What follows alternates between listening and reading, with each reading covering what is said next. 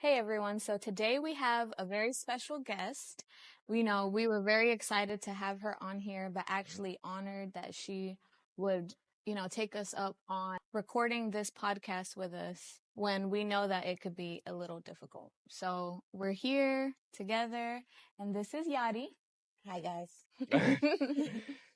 Yeah, this is gonna be a tough episode, I know. But I know my mom told you like you gotta just sit in it.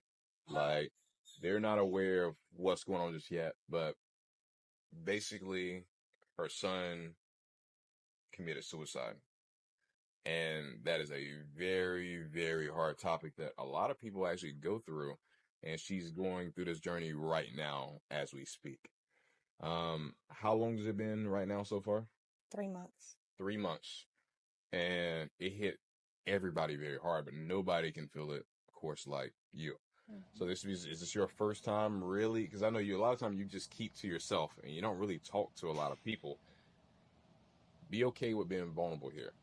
My mom told you got to sit in it, and that is a lot of truth in that. You got to sit in, and there's nothing anybody can tell you that's just going to magically heal anything. But we do believe that a huge step in that is also using your voice and start putting your words out there.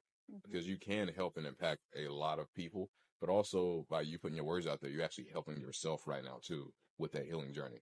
It's a lot harder when you just keep it in here. So use this as a way to really just be brutally honest and just vent. Even if you gotta cry, if that's what's meant, this is real, it's raw, authentic, whatever. Okay.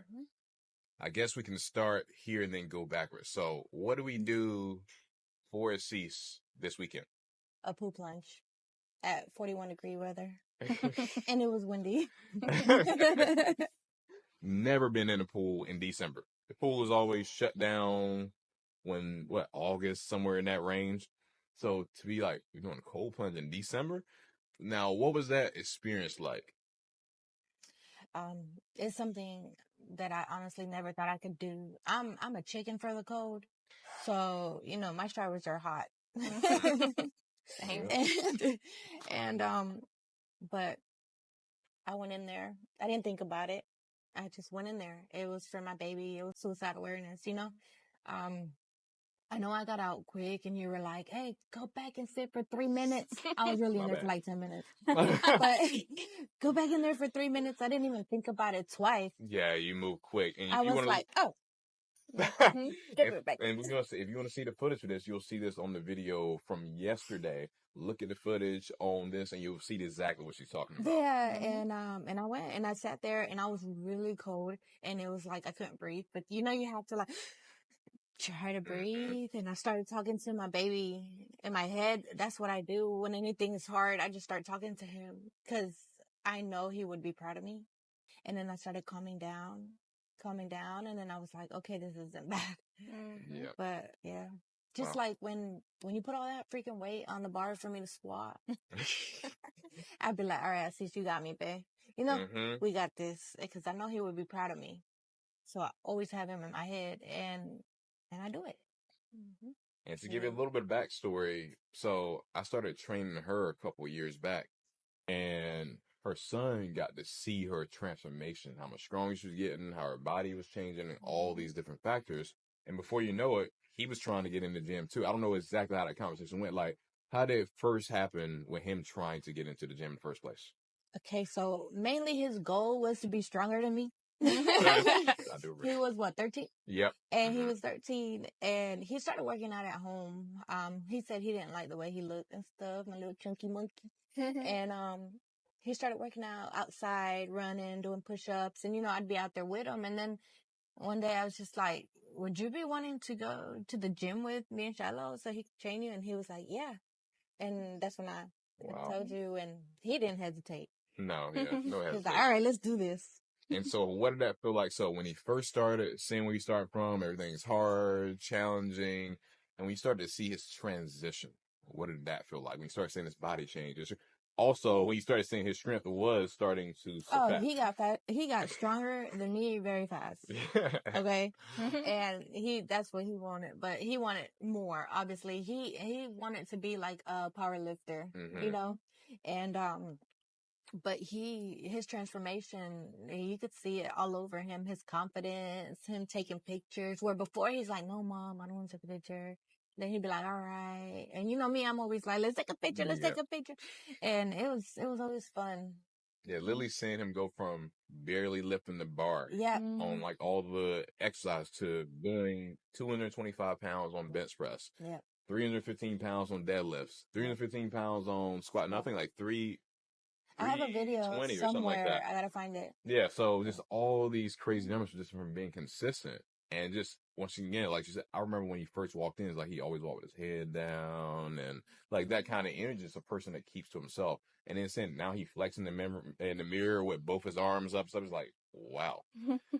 So then we speed up a little bit, right? And this hit me hard because we recorded a video the Friday prior to him passing away. And even just some of the words that Yadi was saying on the video, just like hard things are going to happen, but you always got to push through no matter what. And a lot of these kind of things she was saying. And then about, what day was it? The following week, about Wednesday. Tuesday. And I kid you not, on that Monday, I literally was going to pick up our boys and I see him on a bicycle in a spot right across from where we pick up the boys from school. I'm like, that's strange. I've never seen him, honestly, away from his mom. I've never, like, literally never. I've never seen him out. And I'm surprised he's even out here, right? And and it was just kind of in passing, like when you're driving and you see somebody, but you can't really stop. And then fast forward, the next day, on Tuesday at the exact same time, I get a call from Yadi. And you know, somebody says something to you and it's like, you got to be kidding, but I know you wouldn't kid about that. Mm-hmm. She was like, deceased been shot. And I'm like, so now my mind is putting all these pieces together. Must have been like around somebody, maybe had something to do with a girl. Like my mind is putting all these different pieces together. And she's like, I'm on the way to the hospital right now. And then later on that night, she says to me that he shot himself. And I'm just like, it honestly shook my whole world. It shook my whole world. I was like, no way this kid that went from here to here is not here anymore. And we just recorded a video from that Friday before.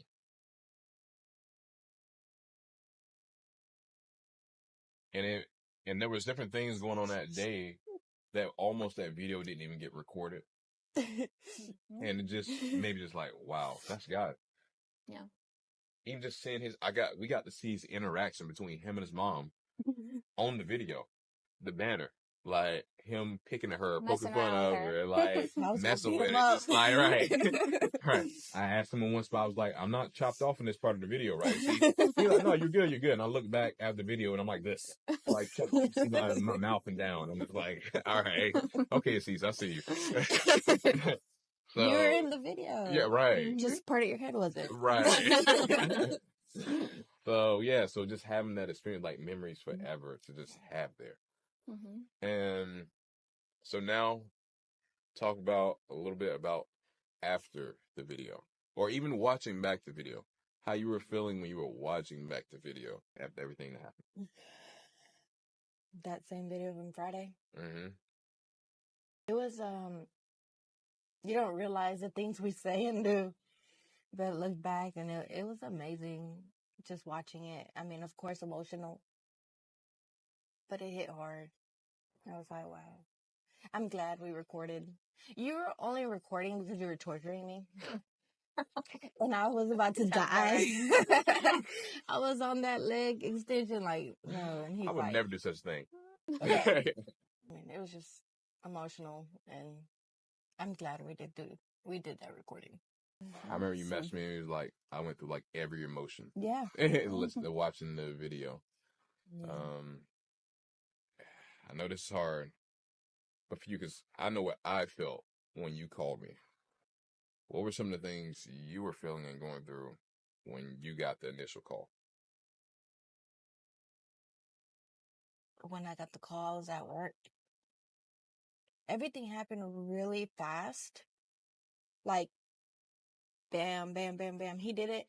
The cops were there already. He did it in front of the cops. And it was like, bam, bam, bam. I asked him, was he home? One of the officers seen my message and knew exactly who I was and called me on Messenger. And when I saw her call me on Messenger, I already knew I didn't know that, but I knew something was wrong because I answered and I was like, hey, what's wrong? Is it my baby? He was on his bike.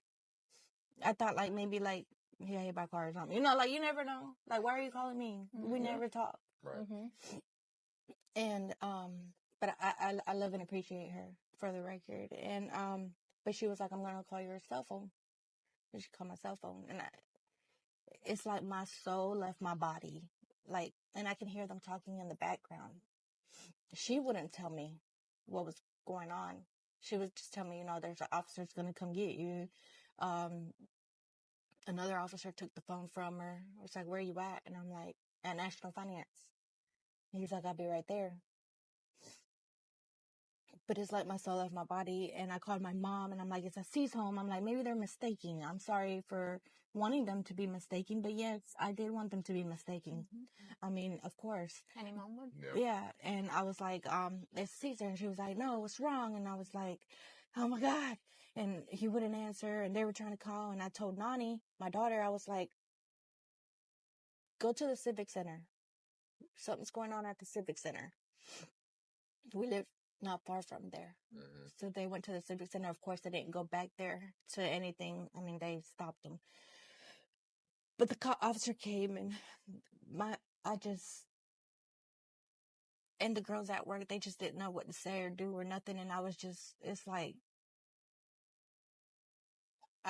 my soul left my body. I was just in shock. And the officer comes and gets me and he thinks he's about to get off and talk. And I was like, I run out the back door. I'm like, let's go. And we left and he took me to the police station. But while on the way there, he told me what happened. And, I could just look at him and I was like, he did it to himself. And he said, yes. I think I asked him that. I don't know how many times. He was still alive. He was still alive. We got to the office. He said, you want to see your baby while he's still alive? And I was like, yes. And he hauled to the helicopter, but they didn't let me see him because they were trying to get him ready to send him to Wake Med. So I didn't make it on time to Wake Med. He passed away at 6:02 p.m.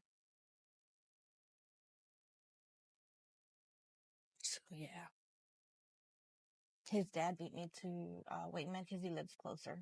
So his dad already knew, and I walked in. So, Well, I can't imagine, as a mom, feeling all those emotions. And also as a mom that you were, to Cease, and you've been to all your kids. Like it's almost like that super mom. Everybody knows you for being that mom, the one that's always with her kids, always looking out for him, always, introducing them to new things. Like many people can see, okay, well, maybe she's doing some of this stuff on her own, but she always finds a way. So I can understand, in that moment, just not knowing like what to think, and if there's something I did, if there's something. But I think one of the very beautiful things that you told us about all this is that Assis made sure to let you know how much he loved you and how much of an amazing mom you've always been. And you know that, and you know that he knew that, and we all know that. And that's why I feel like it hit so many of us so hard, because we know the type of woman and mom that you've been. That's literally all we heard from everybody when you see on your Facebook wall, when people comment about you. We were literally randomly in Waffle House one day, and the lady was like, wow, everything she's been through. I know she's an amazing mom and this and this. Like literally, we're sitting there getting some food. and we didn't even know who the person was. Mm-hmm. So like just showing your impact and how many people like were supporting you, even to the point that one day we were going over just to say, see how she was doing to check on her, and we're expecting this is gonna be us. She had a house full of people. There were like 30 people in the house there to support, standing on the porch, like everything. Mm-hmm. So that was amazing. See, I didn't expect that. I don't know if you expected that or not, you know? Mm-hmm. I don't know how many people get that kind of support. A lot of times you get people that say, oh, I'll come by and stuff like that. And next thing you know, there's nowhere to be found. Yeah. How did Cease let you know that you were amazing mom and what he really thought and things of that nature? He left me a voice note and a letter. He actually left a voice note and a letter for me, Nani, and Amir. He even left a voice note for the police.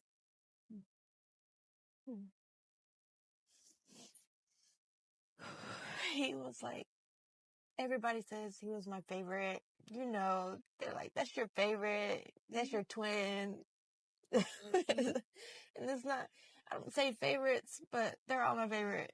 But me and him had a stronger connection, you know, like, He's your we first had baby boy. my first baby boy. We had a lot of things in common, and he's the one that would work out with me. We always go to the store together. Everything, like, Your best friend. yeah, that was my best friend.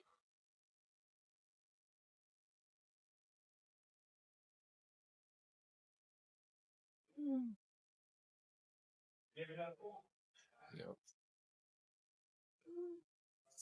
How did it feel to you hearing those messages and at least him letting you know how he really felt? Letting him know it's not your fault.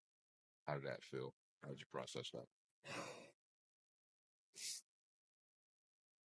It still made me sad. Sad, and I was mad. But hearing his voice, grateful that I have a recording that I can hear his voice. And now, at first, all I would do is cry, cry, cry. Now I can hear it. Like, I got a clip of his recording on my phone, and I smile. It still makes me emotional. I can smile a little bit. But I still see his pictures and get emotional. At first, it was like I wanted to see what my memories were like on Snapchat and Facebook. What are my memories? Where he at? You know, and he's the kid I have the most pictures of because we were always together. Yeah. So I started developing because I was scared to death that my phone's gonna mess up and I'm gonna lose all the pictures. So I started developing 150 at a time. Try to put them in an album. I bought a big album, but I couldn't. It hurt too bad. I need to try again. I'll help you. Yeah. Yeah. Okay. That would be cool. Yeah. That would be cool. Yeah. Yeah. Then we found an old phone and I told Amir, don't turn it on. The battery's going to die. I'm scared of them. I was at Walgreens for like over an hour, trying to get they said they had like 900 pictures. And I developed 120 of them. Yeah. Wow. Yeah. I'm just scared, and I don't know, like, his videos and stuff. I want to put them like on a CD or something because I'm just scared I'm gonna lose them, and I don't want to lose them. Wow. Well, and I think that sometimes those are the little things that you experience, and maybe if you don't tell anybody, you don't know how to get that help. Right. But if you tell somebody, like even the cold plunge, I remember I saw a post on your social media, and you're like, I would like to do this. Yeah. And when I saw that, I was like, I think I could find a way to make that happen. So I think sometimes it's really just being vulnerable and putting the things out there and letting the people that are around you, help you through the process, because it's like a roller coaster. One day you might be a little bit better, but you're going to come back down and you're going to feel all the things, but just always knowing that you have people around you that you can lean on. And I mean, I would want to have all those things, that I can look back on, as well. So, And that's one of those key things I keep hearing you say, like even on a video or tell people, you're not alone. You're not. You're not you're alone. not alone. You're not alone. What does you're not alone mean to you? If you need somebody to talk to, I'm there. I'm here. Like, inbox me, whatever. I've had a couple people inbox me. I mean, I am down to talk. Just message me. You want to meet up, get coffee, whatever makes you feel better. Just know that you're not alone. I've had people reach out to me and saying, "Wow, Cease helped me start working out. Yeah. He made me get in the gym." I have some of these thoughts, and it is like, wow, like just seeing the impact and how many other people actually being helped by what happened. I think another thing that we were able to experience, because of all of this happening, was us being able to have a conversation with our kids. Because I think that that is such a touchy topic that sometimes, I mean, you feel like you know everything that your kids are going through. Or sometimes you look at them and you're like, well, I can tell that they're a little sad or something is off. But we were able to have that conversation with our kids, and you never know what that conversation could do. And my son was like, yeah, like I definitely get emotional highs and lows and all this stuff. And I know that he's an overthinker, and it made me put myself in those shoes and say, well, what can I do? But sometimes it's not really what can you do? You can't really do anything, but just let them know that you're there and that you're willing to talk about anything. And they hit him hard too. Like he really was crying and stuff. Like, what? No way. Because he remember seeing pictures. I showed him his transformation and the things he did, and now he's in the gym and working out. So it's like that hit me. It really did. Like Danny was like, I could feel you, and I'm just like, I never could imagine ever. Neither. What's some of the thoughts? Being completely honest. What are some of the thoughts that go through your head at this point? He texted me before he went to the spot that he was gonna do it. He texted me that I'm a great mom, and he just wanted me to know that. And I didn't think nothing of it because he's texted me like that before, because that's just how we are. We get along. And actually that day I put up the backyard camera because it kept going off. And what I see in the backyard camera is Amir throwing the football and going to get it. Throwing the football, going to get it. Asís goes and get his bike. And then he goes up to Amir and gives him a hug. I'm like, oh, I'm like, he's probably telling him, I'll catch the ball and throw it with you when I get back, or something, I'm gonna ride my bike a little bit and I'll be back and play with you. That's what I was thinking. Because, that's how they get along. And so they're hugging, and then Asís goes off. And I was like, oh, that's so sweet. And then he texted me, right? And I was like, oh, he's so cute. My reply to him, I wish I could have replied something that would have made him second think. I'm like, man, what if I would have said this, or what if I would have said that, or, all the what ifs. And I'm glad I did reply, because I was at work, and sometimes we're really busy and you don't see messages until like 30 minutes later. If I wouldn't have seen that message till like 30 minutes later, it would have been too late and I wouldn't have been able to reply. But I was able to reply, and he's seen it. I think it's a big part of all of this. Like, there's so many things that popped up that a lot of people in these kind of situations, they don't have any text from somebody. They don't have any video footage. They don't have any audio notes. They don't have all this. It's just like, wow. He like had everything planned out to the T. To even give the police officers a voice note. He's probably the reason that I'm not locked up. I mean, come on now. That's crazy. He looked after me. He made sure he did. Yeah. Even in that, he looked after you. Yeah. That's crazy. Yeah, y'all bond has always been very, very strong. Yeah. Like, since day one in the gym. And just seeing it grow more and more, like, through the connection in the gym. It went from me asking him, you okay? You good? to him being a beast and then coming to me like, you okay, mom? I love Hey, you. You know, you got like, this, mom. You know you can do more. yeah, it's Like, always the I love you too. Like, it don't matter. I'll be over there. He'll be over here. He'll go walk over there, check on me. Okay, I love you, and come back over here. I mean, it's just, I miss him. Anytime I was upset or whatever, even mad, he you want to hug? He'd hug me. That's so sweet. Yeah. what are the things that at this point, when you're alone by yourself, the things that hit you the hardest, like the things you're feeling, you're thinking, what are the things that are the hardest to deal with right now? When I'm by myself, I like being by myself. Everybody thinks it's weird or I shouldn't be, but I like being by myself because I can express myself in the house by myself. So if I want to cry and scream, I don't care if the neighbor hears me. He knows what's up. So I can do whatever when I'm by myself. And then I get my life together, go take a shower, and get ready for work. I walk in like, good morning. But And what's that? Because there is people like, why are you still working? Why are you still oh like, yeah, I was the one that I cannot stay in my bed and just throw my life away, knowing that my son told me to live for him.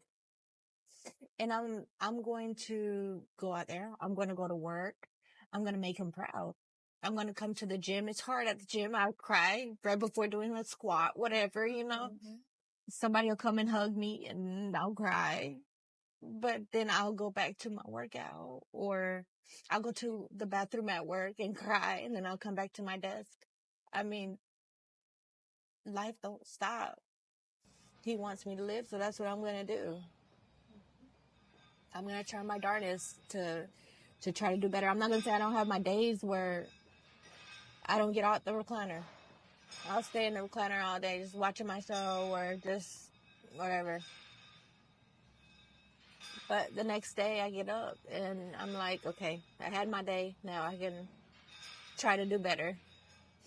And I always like, I'm sorry, Essie. I didn't mean to be down, I have a journal. I write in my journal every night. I might miss a day or two now, but I'll go back and I'm like, I didn't message you because, it's like I'm writing to him. And, but my journal helps. It does. Like, I wrote out about, like, the puns and everything. you're inspiring and motivating a lot of people. Like, even like, you're honestly killing off a lot of people's excuses. Seriously, like, on things that are not as traumatic, not as hard, and they're using it as a reason to not push forward on things they care about or to not do things to get to where they want to be. And you have a situation like this, it's literally the hardest thing possible, basically, for a mom. And even a step further, because a lot of just losing a kid is one thing, but to one taking their life, that's hard. And you're still working, you're still saying, hey, I'm gonna get back to the gym. I might not be doing it exactly how I want to right now, but I'm still doing it and I'm going to do it and I'm gonna get into the best shape of my life. Like, that is so powerful. That's inspiring and motivating a lot of people. And I know that's one of the things my mom told you, like, and it's crazy, like, I'm sure you've been hearing it a little bit, but your story is powerful. I actually just did a video on this about your story, my story. Like, everybody's story is impactful and powerful. Don't minimize the impact of that. So I think what you're doing it for you and you're doing it for a cease, but there are a lot of eyes on you that are learning from your experience. And like I said, even us, it's helping us. That's a conversation we never would have had with our kids. But it's one that's well needed that we should have had. Yeah. It's easy to take those things for granted. You're like, nah, other things are more important. Other things are more pressing. Can't say that. You really can't. Because there's people that are dealing with things and you see them every single day and you would have no clue what their internal thoughts are when they're alone by themselves without having the face they're putting on to everybody else. Like my baby. Yep. I mean, we want to thank you for your courage and your strength through all of this. Like, it's impacting us still now. Like, we've had so many posts about Assis. Like, He lives on forever through us. And that is a fact. We have so many different things. Like, we want to implement him in as many ways as possible. Because a lot of people need to hear that message. Mm-hmm. Yeah, make our events much bigger. So for the years that are coming, for our 5Ks, for our cold plunges, just to make it as big as we can. And a lot of people message me about the cold plunge. Oh, I would have went, but my kid was in the parade. He would have want to went. He would have want to went. Yeah. He would have want to go because he knew I see, or he had class with him, or even like they themselves had a situation. Yeah. And like, I would have went. I told Danny, I was like, I didn't know there was a parade. I was like, if I would have known that, we probably could have put it at a little bit different time. I think everything worked out how it was supposed to, Yep, because that's what I said. it was very intimate. Yeah. And maybe if there would have been all those people, you wouldn't have had that one-to-one with my mother-in-law. And she's somebody that has helped so many women. She's been through not suicide, but her daughter passed away when she was young. And how that affected her. She even told you, it took me 10 years to get through that. But it's something that you just got to sit in it sometimes. You just got to allow it. And leaning on to those people. And I told you, I feel like she would be a great resource for you. But also leaning on all the people that were, in that room that are really there for you. Yeah. So it worked out perfect. What did that mean? They're the same people that went to the 5K. It's crazy. Yeah. Yeah, you definitely got a support system for sure. Yes. What did that mean to you when my mom was speaking to you? What thoughts were going through your head when she was talking to you? I was just like, well, first I was like, I see where Shiloh gets it from. Yeah. But it was very inspiring. I was like, your mom's amazing. And she's just sweet and has the kindest heart. God bless her. And you guys too. You guys are always there to support. Thank you so much. Wow. I mean, it's amazing. I am blessed to have y'all in my life. Well, we're blessed back because we're able to touch more people. Through every person that we're able to touch, there's more people out there that are going through something similar. And this is just another one of those stories. This is another mom that has had to go through things, but has had the courage to get back up. And there's going to be so many other things that we hope we can inspire and help other women, especially moms, to really just get back up. Just do what you're meant to do so that you can go out there and fulfill your dreams. And I know for you, one of those things is I gotta live because my baby wants me to live. So it's time to just, hey, we're gonna kick it into gear and we're gonna do that. We're gonna live. And I can only speak for me. Danny, she might have the exact same perspective or a different perspective, but for me, I don't only want you to just live. I want you to thrive, turn this into something that catapults you to a whole nother level that inspires so many other people too. Not just, I'm here and I'm just making it. That's so easy to do. It's so easy to either say, I'm not even going to try at all, or I'm just going to make it. Go way beyond that. Because that's what it seeks for. Yeah. Yeah. I always think about what he would want. Just like my post for Thanksgiving, because everybody was checking on me. And I'm like, don't feel bad for me. I'm like, my baby loved to eat. And so did my grandma. So y'all eat. When y'all eat, y'all taking them bites. Think about my baby I see some love. This is good, What I say, I was like, I'm taking them bites for all y'all. Yeah. You're the eater. I don't know where you put it, but. But yeah, I mean, any last things or thoughts you want to say to anybody that's watching this?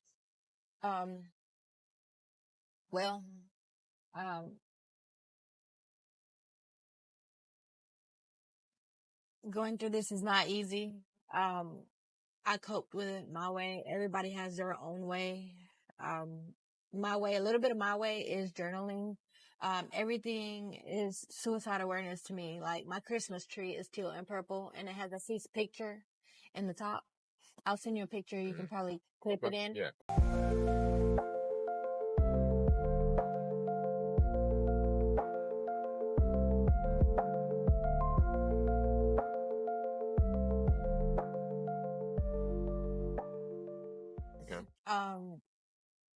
Everything to me is suicide awareness.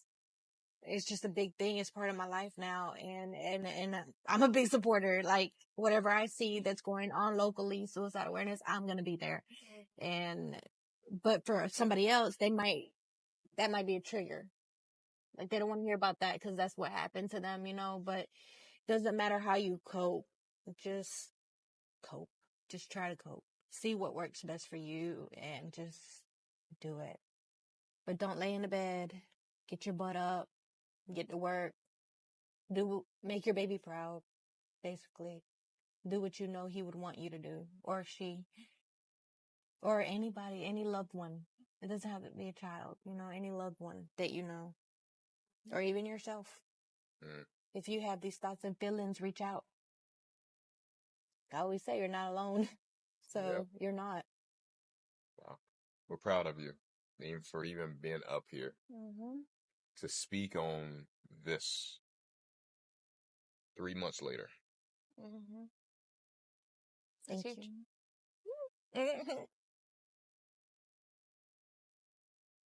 Proud of you. All right. On that note, at the end of the video, we'll be back at it again before you know it. See you. See ya. Peace out.